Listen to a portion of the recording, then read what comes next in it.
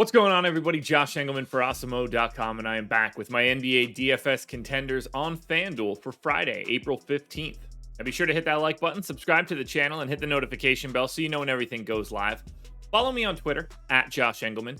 But let me know in the comment section who your favorite plays are, and then go sign up at No House Advantage using the promo code Awesemo. Get yourself $25 on your first deposit. And we're rounding out the bottom of my top 10 with CJ McCollum, Kevin Huerter, Evan Mobley, Karis LeVert, and Marcus Morris on the outside looking in. Who will be my favorites? My top 5 plays for today? Time to find out. In at number 5, we've got Brandon Ingram, small forward, power forward eligible, 8,200, projected for 41. The goal's 43. He's in the optimal lineup 48% of the time. I'm giving him 36 minutes here. I know he's back and they're playing for their season. If they lose, they go home. So I think we could see a bit more out of Ingram today. 1.14 fantasy points per minute, 23 points, 7 boards, 6 assists, a stock. It's a bit of a pace down spot against the Clippers. They do lose a possession, but it should be ultra competitive. This is a 4-point line. Both teams obviously going for it. Would I be surprised if Ingram played a lot more than 36 minutes?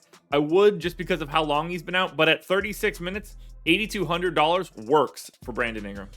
In at number 4, we've got Trae Young, point guard eligible, 10,500, projected for 50.5. The goal's 52. He's in the optimal lineup 51% of the time. That's the first guy above the coin flip threshold. 38 minutes for Trae, 1.33 fantasy points per minute.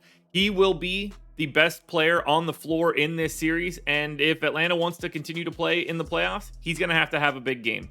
38 minutes, 34% usage, and a double-double straight out of the gate. 30 real points, 10.5 assists, 4 boards, and a steal. Now, it is a pace down spot against Cleveland, a pretty big one at that. Atlanta's going to lose 2.6 possessions below their average. Still amazing to see Trae Young end up here, given that pace down nature.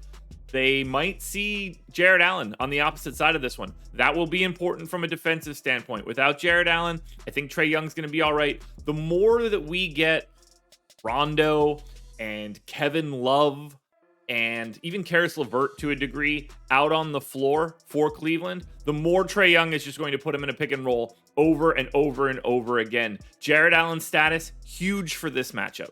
Amazing to see these guys come in with the exact same odds to be in the optimal. Darius Garland in at number 3, point guard, shooting guard eligible, 8,700, projected for 43.5. The goal is 44.5, and he's in the optimal lineup just like Trae Young, 51% of the time.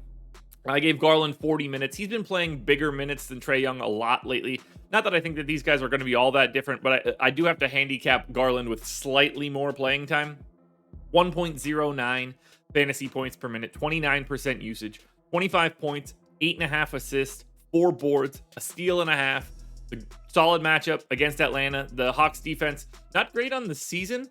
They've improved greatly in the second half of this season. Clint Capella's starting to look a little bit better. Clint Capella makes this defense run. If he's out there and he's moving correctly, the defense is a lot better. So keep your eye on that for Garland. But for right now, I love the combination of Trae and Garland. Garland's $8,700 price tag makes it a bit easier.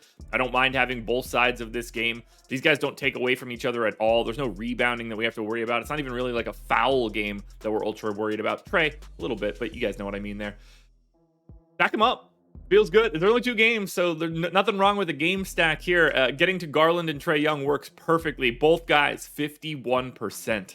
And then we go to number 2. This one's pretty easy, as is number 1. Paul George here in the 2 spot. Shooting guard, small forward eligible, 10,200, projected for 50. The goal is 51. He's in the optimal lineup 56% of the time. The positions work. The price works. We saw these guys play 40 minutes in the first one. I gave them 38 here. I think they could play 40 or 42. When I say they, I'm getting ahead of myself and including the number 1 contender as well.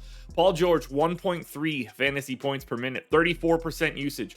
28 points, 7.5 boards, 6.5 assists, 2 stocks. It's a massive stat line for George. The minutes are huge. The positions are perfect. Everything is coming up Clippers today, including the number 1 spot. Now, before we get to that number 1 contender, one last reminder, please hit that like button, subscribe to the channel, and hit the notification bell so you know when everything goes live. Follow me on Twitter at Josh Engleman. Let me know in the comments who your favorite plays are, and then go sign up at No House Advantage using the promo code Awesemo so that you can get yourself $25 on your first deposit. Number one contender for today, very easily, Reggie Jackson, point guard eligible. For some reason, 5,700, projected for 36. The goal is 33. He's in the optimal lineup 69% of the time. 38 minutes for Jackson, could easily be more. 0.94 fantasy points per minute. 28% usage this season when he and Paul George both start. 21.5 points, 5 assists, 4.5 boards, and a stock. Look, Reggie Jackson is priced like he's not playing 38 or 40 minutes today, and that's insane. Their season is on the line. If they want to win, Reggie Jackson is going to be out there a ton.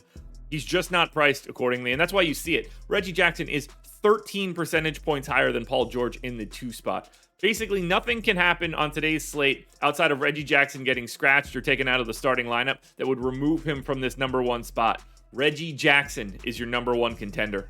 Alrighty, folks, that will do it. Those are my NBA DFS contenders on FanDuel for Friday, April 15th. DraftKings and Yahoo versions of this video are around here somewhere, so check it out. Good luck tonight, everybody. Win some money. We're back again tomorrow morning for another edition of the Contenders.